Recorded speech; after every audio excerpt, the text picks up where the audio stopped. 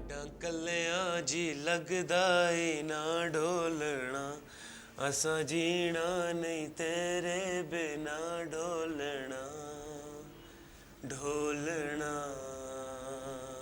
वाह, गुड,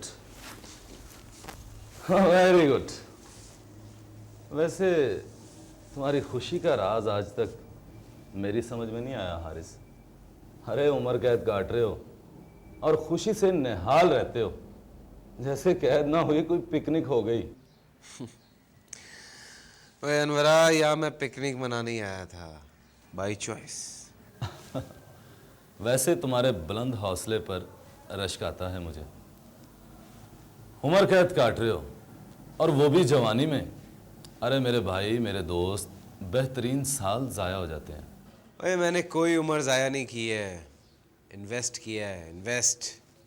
असल और सूद दोनों मेरे। दिल के बहलाने को गालिब, ये ख्याल अच्छा है।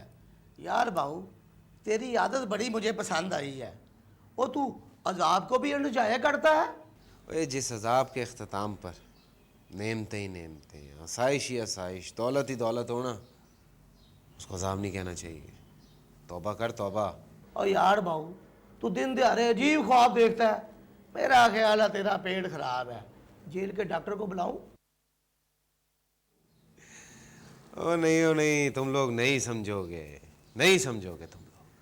पर कोई नहीं, अनकरीब यहाँ से रिहाई होगी ना, तो आके खुद अपनी आंखों से मेरे ख्वाबों की ताबीर देख लेना बस। बहुत कुन्ने हो भाई, बताओगे नहीं? नहीं। बता देना यार।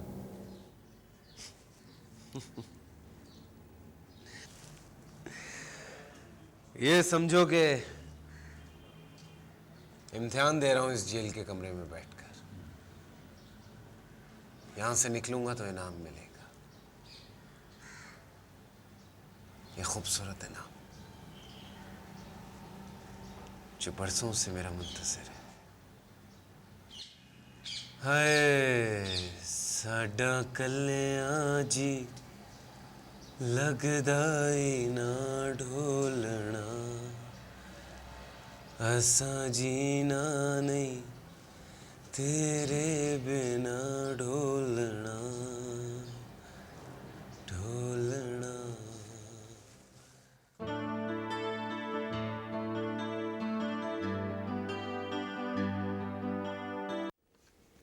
आया आया, हनी सनी को नीचे ले आओ जल्दी से। आया, मैंने आया को निकाल दिया है।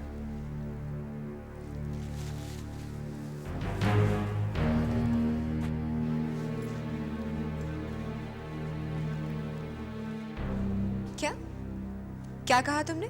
मैंने आया को निकाल दिया है।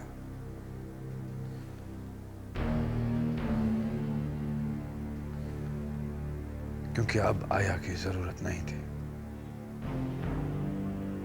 बच्चों को मैंने यहां से दूर भिजवा दिया है। दूर? हाँ, इसलिए कि उनका वजूद अब मेरी नजर बर्दाश्त नहीं कर सकती। रही बात तुम्हारी, तो तुम्हें बर्दाश्त करना मेरी मजबूरी है।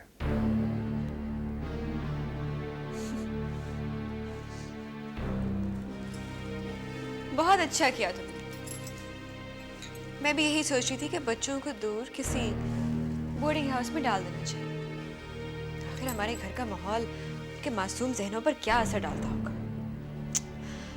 हाँ, वैसे भी आजकल मैं मसरूफ भी बहुत हो गई हूँ, जरा से भी वक्त नहीं है। मिलने का क्या है, कभी भी जाके उनसे मिल सकती हूँ। अच्छा किया। और हाँ, मुझे वापसी पे देर हो जाएगी, तुम खाना वाना खा लेना। Bye DD. डीडी? हाँ, डेयर डार्लिंग। तुम क्या समझे, dead donkey? Oh smile, it was a joke. कहाँ जा रही हो? तुम्हारी याददाश्त मुर्गी की याददाश्त की तरह है, एक पल में सब कुछ भूल जाते हो। भूल गए कि मुझसे बात करने से पहले तुम्हें मुस्कुराना भी है। चलो स्माइल। सॉरी। क्या क्या कहा तुमने? सॉरी बोला है मैंने। Good, very good. बस जलाल, इसी तरह अच्छे अच्छे बिहेव करते रहो तो तुम्हारी मंजिल तुम्हारे करीब आ जाएगी।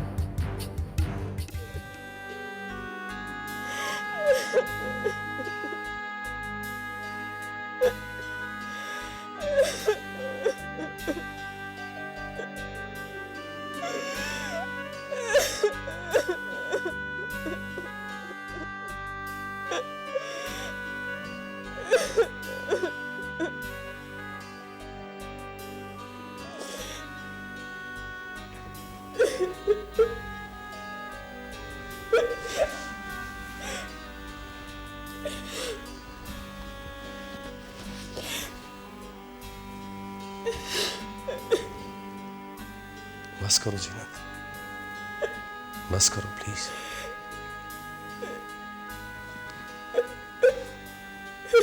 मेरा हौसला जवाब देता जा रहा है, मैं टूट रहा हूं।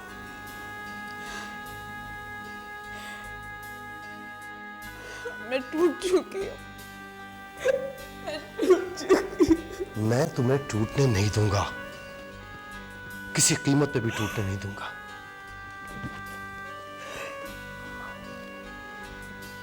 प्लीज खुद को संभालो। किस तरह संभालूं? मैं अधूरी हूँ, अधूरी औरत हूँ। इजी इजी, हौसले से काम लो, मैं तुम्हारे साथ हूं। देखो, हर मसले का कोई ना कोई हल जरूर होता है, सब ठीक हो जाएगा। बहुत जालिम आदमी आप, अपनी बांझ बीवी को जी भर के रोने भी नहीं देते। तुम बांझ नहीं हो जीनत। आंदा ये मनहूस लफ्ज अपने होठों पे कभी मत लाना, कभी नहीं। तुम मां बनोगी और जरूर मां बनोगी। क्यों झूठी तसल्लियां दे रहे हैं? मेरे जख्मों पे नमक ना छिड़के। मेरी तकदीर का खला कैसे पुर करेंगे आप? हम तकदीर से नहीं लड़ सकते, तदबीर तो कर सकते हैं ना। तदबीर? तुमने किसी से तस्करा तो नहीं किया अपने मेडिकल चेकअप का?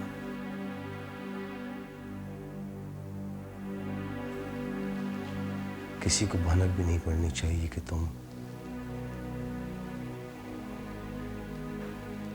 मेरी जीनत नॉर्मल है, सेहतमंद है और मां बनने वाली है।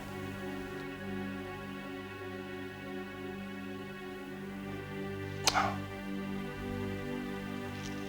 और मैं चाचा जान को खुशखबरी सुना चुका हूं कि वो अनकरीब दाना बनने वाले हैं। आपने झूठ क्यों बोला? ये फरेब हम किस तरह निभाएंगे? तुम्हारी खातिर जीनत, सिर्फ तुम्हारी खातिर। अगर एक झूठ मेरी बीवी की दम तोड़ती ममता में रूप फूंक सकता है तो क्या हर्ज है? लेकिन ये किस तरह छुपेगा? कब तक छुपेगा? ये तुम मुझ पर छोड़ दो, लेकिन एक बात ज़हन नशीन कर लो, राज उस वक्त तक राज रहता है जब तक वो सीने के ताबूत में बंद हो, होंठ सिले हों और ज़बान पर मोहर लगी हो। आइंदा इस मौजू पर कोई गुफ्तगू नहीं होगी। ये ड्रामा तुम्हारे लिए खेला जा रहा है, सिर्फ तुम्हारे लिए, तुम्हारा भरम कायम रखने के लिए, तुम्हारे अरमानों की तकमील के लिए।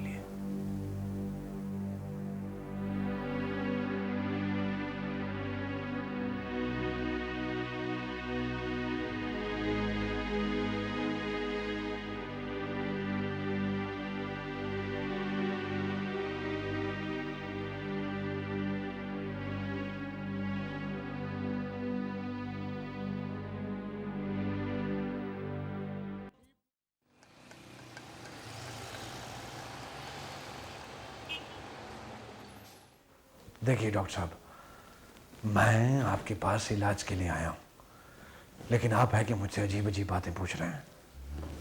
मुझे तो ऐसे लग रहा है कि जैसे मैं कोई मुजरिम हूँ और कटहरे में खड़ा हुआ हूँ।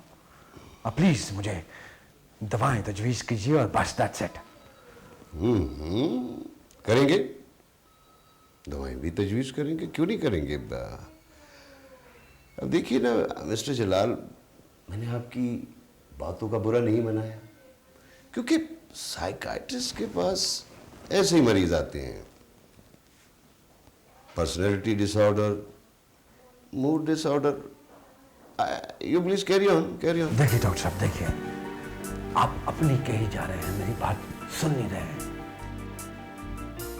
देखिए ना जलाल साहब, आप सुनाने को तैयार ही नहीं हैं।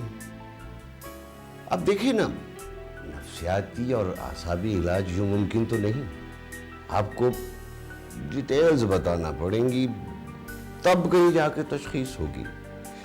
भाई आपके घरेलू हालात, आपके बिजनेस प्रॉब्लम्स,